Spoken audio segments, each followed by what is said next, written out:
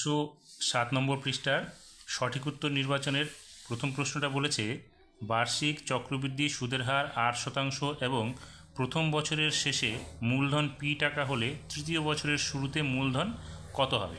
তাহলে এখানে দেখো, যেহেতু বার্ষিক সুদের হার দেওয়া আছে এবং প্রথম বছরের শেষে অর্থাৎ দ্বিতীয় বছরের শুরুতে যদি পি টাকা হয় মূলধন, তাহলে দ্বিতীয় বছরের শেষে যেটা হবে সেটাই হবে তৃতীয় বছরের শুরুতে মূলধন। তাহলে আমরা দ্বিতীয় বছরের যেটা শুরু হয়েছে মূলধন সেটা থেকে আমরা চক্রবৃদ্ধি সুদের হারে দ্বিতীয় বছরের শেষে কত হবে সব বৃদ্ধি মূল সেটাই আমরা বের করব। তাহলে পি ইন্টু 1+r/100 ওয়ানটা আমরা লিখলাম না, এটাই হচ্ছে আমাদের তৃতীয় বছরের শুরুতে মূলধন। অপশন আমরা পাবো সি নাম্বার। 2 নম্বরে বলেছে x² - 7x + 3 = 0 সমীকরণের বীজদ্বয়ের গুণফল কত। দেখো, বীজদ্বয়ের গুণফল আমরা কি জানি, ধ্রুবক পদ বাই x² সহগ, তাহলে ধ্রুবক পদ হচ্ছে কত 3 এবং x² সহগ হচ্ছে 1, তাহলে 3/1 মানে হচ্ছে 3। Option C number.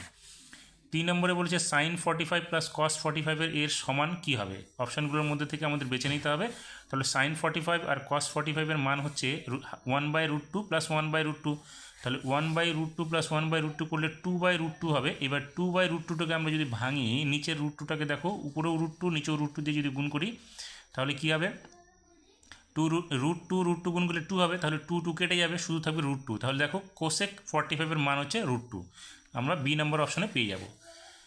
4 নম্বরে বলেছে একটি ঘনকের প্রতিটি তলের কর্ণের দৈর্ঘ্য 2√2 সেমি, ঘনকটির আয়তন হবে। দেখো, প্রতিটি তল হচ্ছে বর্গাকার, তাহলে বর্গক্ষেত্রের কর্ণের দৈর্ঘ্য কি, বাহু √2। তাহলে আমরা লিখতে পারি বাহু √2 = 2√2। সেখান থেকে আমরা বাহু পেয়ে যাব 2, √2 সরে যাবে, 2 থাকবে। তাহলে এবার ঘনকের আয়তন কি হবে, ঘনকের আয়তন বাহু কিউব, তাহলে 2 এর কিউব হবে। তাহলে 2 এর কিউব করলে 8 হবে, 8 ঘন সেমি, যেটা অপশন হবে ডি নাম্বারে। এবার 5 নম্বরে বলেছে ও কেন্দ্রীয় বৃত্তের এবি একটি জ্যা এবং বিসি একটি ব্যাস। এওবি কোণ এওবি 70 ডিগ্রি হলে কোণ ওএসি এর মান কত। দেখো, এখানে বিসি হচ্ছে ব্যাস, ও কেন্দ্রীয় বৃত্ত, এখানে বিওসি, এওবি আর বিওএ হচ্ছে আমাদের কত 70 ডিগ্রি। তাহলে আমরা কি পাবো, এই কোণটা এবং এই কোণটার মান সমান পাবো, কারণ ও বি এবং ও এ একই বৃত্তের ব্যাসার্ধ। তাহলে এটা 70 হলে বাকি দুটোর মান কত হচ্ছে 110। তাহলে 110কে 2 দিয়ে ভাগ করলে কত, 55 করে হচ্ছে 55। তাহলে আমরা এই যেটা চেয়েছে ও এ সি, সেটা কী হবে, সেটা হবে, দেখো আমরা যদি বি ও সিটাকে কেন্দ্রীয় কোণ ধরি, তাহলে এটার কেন্দ্রস্থ কোণ হলে 180 ডিগ্রি। তাহলে এই কোণটার মানে কি, অর্ধবৃত্তস্থ কোণ সমকোণ 90 ডিগ্রি হবে। তাহলে 90 থেকে আমরা এটাকে বাদ দেবো, তাহলে আমরা পেয়ে যাবো কত, 35 ডিগ্রি। অপশন হবে এ নাম্বারে। 5 নম্বরে বলেছে বৃহত্তম ও ক্ষুদ্রতম ক্রমযৌগিক পরিসংখ্যার লেখচিত্রের ছেদবিন্দুকে বলে, আমরা লিখব মধ্যমা। অপশন হবে বি নাম্বারটা। শূন্যস্থান পূরণের প্রথম প্রশ্নটা, একজন এক্স টাকা জেড মাসের জন্য এবং অপরজন ওয়াই টাকা ডাব্লু মাসের জন্য একটি ব্যবসায় নিয়োগ করলে তাদের লভ্যাংশের অনুপাত কত হবে। দেখো, আমরা জানি মূলধনের অনুপাতটা যেটা হবে সেটা লভ্যাংশের অনুপাতটাই হবে। তাহলে এখানে মাস হিসাবে, তাহলে আমাদের কী করতে হবে, এক মাস হিসাবে মূলধনের অনুপাতটা বের করতে হবে। তাহলে প্রথম জনের ক্ষেত্রে এক্স টাকা জেড মাসের জন্য, তাহলে তার মূলধন এক মাসের হিসাবে কী হবে, এক্স ইন্টু জেড অর্থাৎ এক্স জেড, এবং দ্বিতীয় জনের ক্ষেত্রে হবে ওয়াই ইন্টু ডাব্লু অর্থাৎ ওয়াই ডাব্লু। তাহলে অনুপাতটা কী হবে, x Z is to Y Z. এটাই হচ্ছে আমাদের লভ্যাংশের অনুপাত। শূন্যস্থানে আমরা এটা লিখব। এবার বলেছে যদি এক্স সমানুপাতিক ওয়াই জেড এবং ওয়াই সমানুপাতিক জেড এক্স হয় তবে জেড সমান জন্য কী হবে। তাহলে আমরা প্রথমটুকু থেকে আমরা কী পাই, আমরা প্রথমটুকু থেকে লিখতে পারি এক্স সমান জন্য k1 ওয়াই জেড, যেখানে k1টা হচ্ছে আমাদের ধ্রুবক।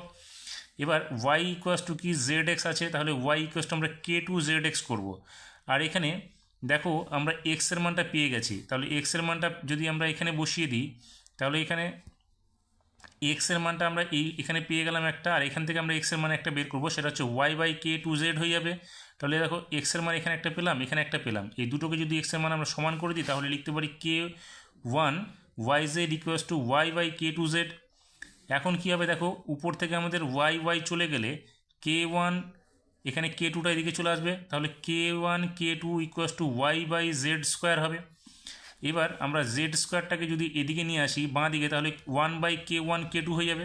দেখো k1 k2 আমাদের কি ধ্রুবক, তাহলে জেড স্কোয়ার ইকুয়ালস টু কি, জেড স্কোয়ার যদি এটা হয় 1/k1 k2, তাহলে আমরা জেড শুধু কী হবে, √1/k1 k2, অর্থাৎ এটা আমাদের ধ্রুবক হচ্ছে জেডের মানটা, সেই জন্য আমরা এখানে লিখব শূন্যস্থানে ধ্রুবক। এবার 3 নম্বরে বলেছে 1 রেডিয়ান সমান চিহ্ন ড্যাশ সমকোণ। দেখো 1 রেডিয়ানের মান হচ্ছে 180 ডিগ্রি, 180 ডিগ্রি মানে হচ্ছে 2 সমকোণ, তাহলে আমরা এখানে শূন্যস্থানে লিখব 2 সমকোণ।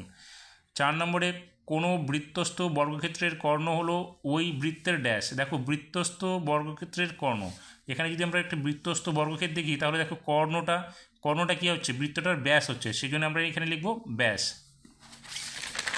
5 নম্বরে বলেছে বৃত্তস্থ ট্রাপোজিয়ামের ড্যাশ, বৃত্তস্থ ট্রাপোজিয়াম ড্যাশ ট্রাপোজিয়াম। দেখো ট্রাপোজিয়ামের জানি আমরা এক জোড়া বিপরীত বাহু সমান্তরাল হয়, তাহলে এই বাহুটা এবং এই বাহুটা যদি সমান হয় তাহলে এই বাহুটা সমান হবে, তাহলে এই বাহুটা সমান হলে আর এই বাহুটা সমান্তরাল, সেক্ষেত্রে আমরা লিখতে পারি বৃত্তস্থ ট্রাপোজিয়াম সমদ্বিবাহু ট্রাপোজিয়াম হবে।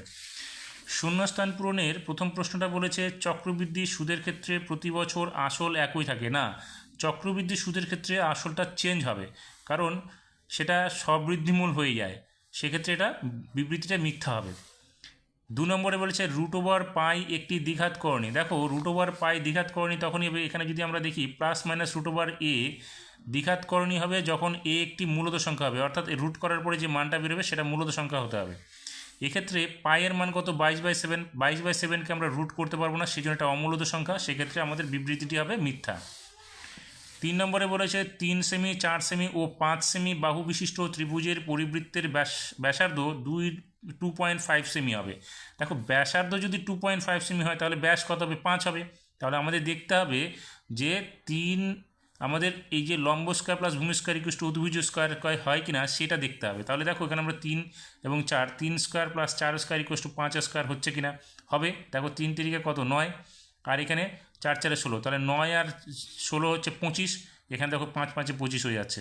তাহলে এটা কি একটা সমকোণী ত্রিভুজ, সমকোণী ত্রিভুজের এটা হচ্ছে অতিভুজটা, সেক্ষেত্রে আমরা বলতে পারি সমকোণী ত্রিভুজের পরিবৃত্তের ক্ষেত্রে অতিভুজ হচ্ছে ওই বৃত্তের ব্যাস, সুতরাং বিবৃতিটি হচ্ছে সত্য। 4 নম্বরে বলেছে cosec square 20 degree plus cos square 70 degree equals to 1। তাহলে আমরা দেখি এটা 1 হচ্ছে কিনা। দেখো এটাকে যদি আমরা পুরো কোণে ভাঙাই তাহলে এখানে cos square 90 degree minus 70 degree, তাহলে দেখো আমরা 20 ডিগ্রি পেয়ে যাব। আর এটা যেটা ছিল কস স্কোয়ার 70 সেটা আমরা রেখে দিলাম।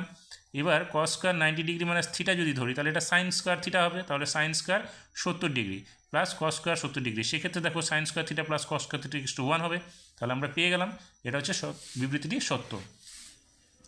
5 নম্বরে যে কোনো লম্ব বৃত্তাকার শঙ্কুর উচ্চতা, ব্যাসার্ধ ও তির্যক উচ্চতা সর্বদা একটি সমকোণী ত্রিভুজের 3টি বাহু হবে। দেখো এটা যদি শঙ্কু হয় তাহলে শঙ্কুর ক্ষেত্রে এটা হচ্ছে লম্ব, এটা হচ্ছে আমাদের ভূমি, এটা হচ্ছে উচ্চতা, তাহলে এটা আমরা যখনই একটা ব্যাসার্ধের সঙ্গে লম্ব এখানে আমরা আঁকবো সেটা দেখো সমকোণে হবে, তাহলে এটা হচ্ছে আমাদের অতিভুজ, সেই জন্য আমরা বলতে পারি এটা সমকোণী ত্রিভুজের 3টি বাহু, তাই আমরা এটাকে বিবৃতিটিকে সত্য ধরব। 6 নম্বর প্রশ্নে বলেছে প্রথম 4টি মৌলিক সংখ্যার গড় 5। দেখো প্রথম 4টি মৌলিক সংখ্যা কত, 2 3 5 7, 4টি মৌলিক সংখ্যা হবে, তাহলে তাকে 4 দিয়ে ভাগ করলে হচ্ছে 17/4, যার ভাগ করলে বাড়াবে 4, উত্তরটা বেরোবে হচ্ছে 4.25, কিন্তু এখানে বলেছে কত, গড়টা হচ্ছে 5, আমরা পেয়েছি কত 4.25, সেই জন্য বিবৃতিটি হচ্ছে আমাদের মিথ্যা।